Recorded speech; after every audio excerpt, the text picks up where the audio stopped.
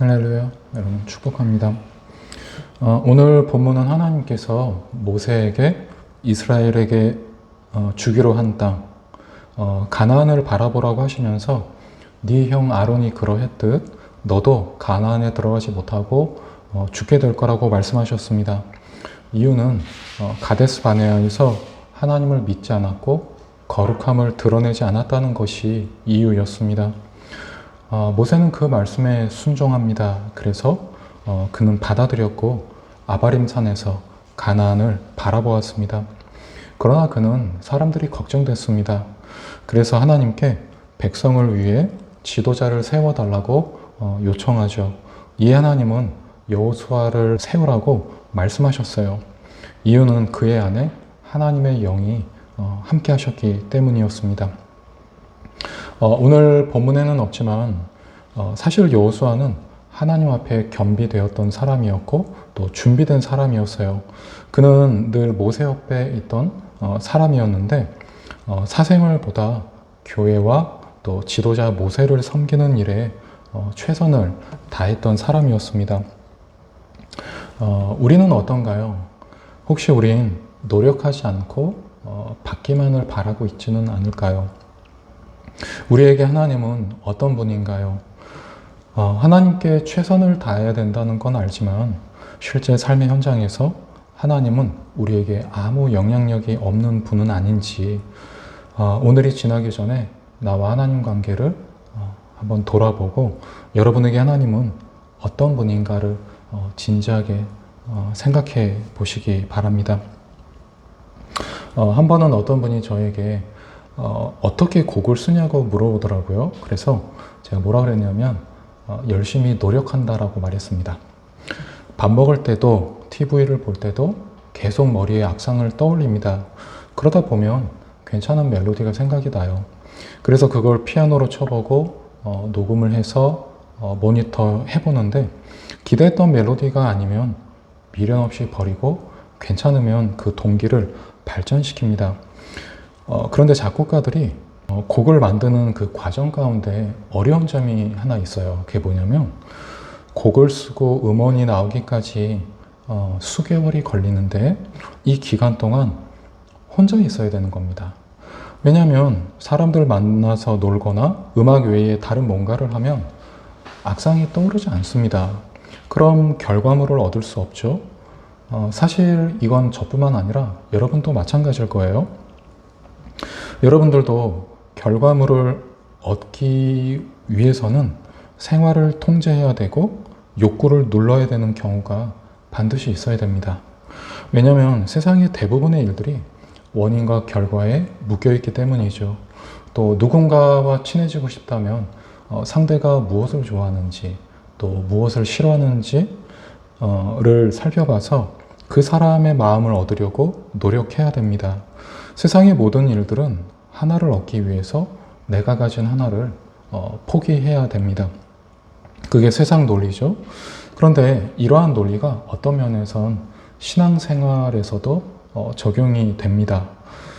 직분이 있고 교회 생활을 오래 했는데도 믿음이 성장하지 않고 10년 전에 내가 지금의 나여서 스스로 나는 왜 그대로일까를 고민하는 분이 있다면 이유는 간단합니다. 하루의 끝에 신앙인으로서 오늘 나는 어떤 사람이었는가를 성찰하지 않았기 때문이고 또 성경을 읽지 않아서 하나님이 어떤 분인가를 모르고 무엇보다 하나님께 관심이 없기 때문입니다. 또 교회에서 시험을 당하는 이유는 사람만 보고 하나님을 보지 못한 탓인데 교회의 다양한 존재 이유 중에는 교회는 예배와 성도 간의 교제가 있는 곳이기도 하지만 또 교회는 훈련받는 곳이지 않습니까? 사람이 모인 곳에는 의도하지 않았다 하더라도 서로 상처를 주기도 하고요. 또 받기도 합니다. 그래서 어떤 분은 사람 때문에 시험에 들어서 교회가 교회 같지 않다며 가난한 성도가 되는데 여러분들도 교회가 훈련받는 곳이라는 것을 놓치면 하나님보다 사람들이 여러분에게 영향을 줄 거고 이 때문에 시험에 들어서 자칫 예수님이 피로 사신 교회가 주의 영이 움직이는 곳이 아니라 회사처럼 사람의 의도대로 움직이는 것 같아 보일 겁니다. 자, 이렇게 되면 교회가 그저 내 필요를 채워주는 곳으로 전락해 버릴 거고, 결국 성도의 그 어떤 성장은 뒷전인 채 교회와 신앙을 가볍게 여기는 경우도 생기게 됩니다. 왜냐하면 나에게 교회는 은혜 받고 훈련받는 곳이 아니라 사람들을 만나는 어떤 집단으로밖에 보이지 않기 때문입니다. 그럼 사람에게 시험 드는 건 시간 문제겠죠? 만약 우리도 교회에서 사람들만 신경 쓰인다면 자기 신앙을 점검해 봐야 됩니다. 그런데 이런 분들이 있어요. 주님과 교회를 잘 섬긴다고 생각하는데 이상하게 시간이 가면 갈수록 신앙생활이 더 어렵다고 느끼는 분이 있을 거예요. 이분은 지금 잘 가고 있는 겁니다. 신앙이 성장한다는 건 학년이 올라가는 것과 마찬가지라서 처음에는 초등학교를 다녔다면 이젠 중학교에 들어간 겁니다. 무슨 말이냐면 하나님이 그분을 상급 학교로 옮기신 건데, 하나님이 신자에게 이제 초등학교에서 배울 게 없어, 이제 중학교로 올라가자, 그분의 신앙을 인정해 주신 겁니다. 또 신앙이 좋아졌다는 건 양심도 더 날카로워지고, 전에는 마음에 걸리지 않던 게 걸리면서 더 겸비하려고 하고, 돈 쓰는 것도 또 인간관계도 예수님이라면 어떻게 하셨을까를 고민하면서 결정할 게 있으면 기도하면서 결정합니다. 다시 말해서 신앙이 성장할수록 수업이 어렵고 배움이 깊어지는 겁니다. 이 과정 가운데 중요한 건 포기하지 않는 겁니다. 앞으로 가기를 포기하지만 않는다면 그분의 신앙이 조금씩 자랍니다. 지금 신자는 성화되고 있는 것입니다. 여러분에게 질문해 보겠습니다. 여러분은 자신이 어떤 사람이라고 생각합니까? 예배소서 2장 1절에 보면 그는 허물과 죄로 죽었던 너희를 살리셨도다. 성경은 우리가 죽었다고 말씀하시고 죽은 우리를 살리셨다라고 말씀해요. 그런데 살리기 전에 우리의 상태가 어땠냐면 2절 3절에 그때 너희는 그 가운데서 행하여 이 세상 풍조를 따르고 공중의 권세 잡은 자를 따랐으니 곧 지금 불순종의 아들들 가운데서 역사하는 영이라. 전에는 우리도 그 가운데서 우리 육체의 욕심을 따라 지내며 육체와 마음에 원하는 것을 하여, 그 다음을 보면 결과적으로 우리는 다른 이들과 같이 본질상 진노의 자녀이었더니, 자, 여기서 말하는 본질상 진노의 자녀란 세상적이고 육체적이고 죄와 사망 가운데 죽은 저와 여러분의 옛 자아를 가리키는 것입니다. 그러한 우리가 말씀이 요구하는 대로 살아내는 게 가능할까? 불가능하죠. 불가능합니다. 그런데 5절에 허물로 죽은 우리를 그리스도와 함께 살리셨다고 말씀하는데, 에베소서 4장 22절에서 24절을 보면 너희는 유혹의 욕심을 따라 썩어져가는 구습을 따르는 옛사람을 벗어버리고 오직 너희의 심령이 새롭게 되어 하나님을 따라 의와 진리의 거룩함으로 지으심을 받은 새 사람을 입으라. 자, 지금 여기서 옛사람은 옛자를 말하고 새 사람은 새 자아를 가리키는 건데, 에베소서 2장에서 말씀하고 있는 허물과 죄로 죽은 것과 다시 살리신 것 또한 옛 자아와 새 자아를 말합니다. 그런데 로마서 8장 7절에 보니까 육신의 생각은, 다시 말해서 옛 자아는 하나님과 원수가 된다고 말해요. 왜냐하면 옛 자아는 하나님의 법에 굴복하지 않을 뿐만 아니라 할 수도 없기 때문이죠. 그래서 옛 자아에 대한 성경의 결론이 뭐냐면 8절에 육신에 있는 자들은 하나님을 기쁘시게 할 수 없다고 말합니다.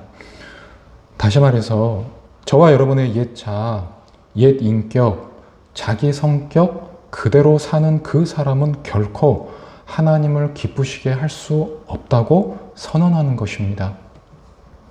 그럼 어떻게 해야 될까? 에베소서 2장 5절에 허물로 죽은 우리를 그리스도와 함께 살리신 자, 이 자는 4장 24절에 하나님을 따라 의와 진리의 거룩함으로 지으심을 받은 새 사람을 말하는데 이 새 사람을 입으라고 말해요. 바울 목사님이 에베소 교인들에게 이렇게 편지를 쓴 이유는 자기중심적이고 죄에 익숙했던 과거의 모습, 즉 그리스도를 믿기 전에 옛 사람이 현재 에베소 교인들의 삶을 망치고 있는 거예요. 그래서 이제 그리스도를 구주로 영접한 사람들은 하나님에 의해 창조된 새로운 존재라는 사실을 받아들이고 그 신분에 맞는 옷, 의, 진리, 거룩함을 적극적으로 선택해서 입어야 한다라고 말하는 것입니다. 다시 말해서 주님을 구주로 영접한 사람은 더 이상 자기 성격대로 살지 말고 하나님이 뜻하시는 대로 살아가려고 노력하라는 것입니다. 제 생각입니다만 에베소 교인들도 말씀대로 살려고 각오도 했을 거고 또 노력하지 않았을까요? 그런데도 목사님에게 이러한 편지를 받았다면 말씀이 요구하는 삶을 살아내기가 결코 쉽지 않다는 거죠. 사실 사람이 태어나면 하루아침에 성인이 될 수 없는 것처럼 신앙 성숙도 어떤 과정과 시간이 필요합니다. 그 속에서 신자는 수없이 시행착오를 거쳐야 됩니다. 자, 중요한 건 뭘까요? 포기하지 않는 겁니다. 포기하지만 않는다면 하나님은 우리의 죄와 실패 그리고 우리의 절망조차도 합력하여 선을 이루시기 때문에 결과적으로 신자는 조금씩 성장합니다. 우리가 신앙생활하면서 한 번쯤은 예수화되어야 한다는 말을 한번 들어봤을 거예요. 그런데 이 말은 단순히 우리의 어떤 성격이 바뀌어야 한다는 말로 이해하시는 분들은 바뀌는 것 없이 시간만 보내고 있다는 걸 느낄 겁니다. 인간은 바꿔서 쓰는 존재가 아니라 만들어서 쓰는 존재거든요. 어떻게 만들까? 말씀 순종에 반복적으로 노출시키는 겁니다. 하기 싫어도 순종을 반복하다 보면 이 반복이 쌓여서 그 반복된 순종을 통해 연그러진 성품이 점점 더 강화되고 이에 따라 성도의 어떤 성화도 조금씩 이루어지는 거죠. 그럼 신앙이 성장하면서 신앙생활이 쉬워지느냐? 아까도 말씀드렸지만 쉽지 않습니다. 오히려 새 자아가 성장할수록 옛 자아가 도전해요. 다시 예전처럼 살도록 신자를 끌어당기는 겁니다. 물론 새 자아가 커질수록 옛 자아는 작아집니다. 그러나 그 과정이 만만치가 않고 언제나 성도의 속은 시끄럽습니다. 사실 성도의 일생은 피곤할 수밖에 없어요. 그래서 이 고백은 바울뿐만 아니라 저와 여러분의 고백이기도 한데 로마서 7장 22절에서 25절을 찾아볼까요? 제가 읽어보겠습니다. 내 속사람으로는 하나님의 법을 즐거워하되 내 지체 속에서 한 다른 법이 내 마음의 법과 싸워 내 지체 속에 있는 죄의 법으로 나를 사로잡아 오는 것을 본도다. 오라, 나는 공고한 사람이로다. 이 사망의 몸에서 누가 나를 건져내랴. 우리 주 예수 그리스도로 말미암아 하나님께 감사하리로다. 그런즉 내 마음으로는 하나님의 법을, 육신으로는 죄의 법을 섬기노라. 이 고백은 비단 목사님만의 고백이 아니라 주님을 따르는 모든 신자들의 고백이고 숙명인 것입니다. 그리고 이 구절이 저와 여러분에게 주는 메시지는 어쩌면 죽는 날까지 우리 속에서 옛 자아와 새 자아의 치열한 전투가 이어질 거라는 것입니다. 그러나 감사한 것은 하나님이 용서라는 이 등불을 주셨고 사실 우리가 짓는 죄도 하나님의 허용하심 그 안에서 짓는 겁니다. 그리고 신자는 그 크신 자비와 사랑 안에서 큰다는 겁니다. 잘합니다. 그리고 우리가 잘한다는 건 전제가 시간입니다. 그 시간이 바로 오늘이라는 시간을 주신 거고, 그래서 오늘은 단순히 반복되는 하루가 아니라 기회인 것입니다. 합력하여 선을 이루시는 하나님이 우리의 못남과 죄까지도 품어주셔서 어제보다 오늘 1cm 더 크기를 바라시는 거죠. 오늘은 모세의 리더십과 하나님께서 여호수아를 어떻게 보시는가를 살펴보았습니다. 사실 모세와 여호수아는 태어났을 때부터 우리와 결이 다른 사람이 아니었어요. 그들도 우리처럼 약점을 가진 사람들이었습니다. 오히려 모세는 사람을 죽인 살인자이지 않습니까?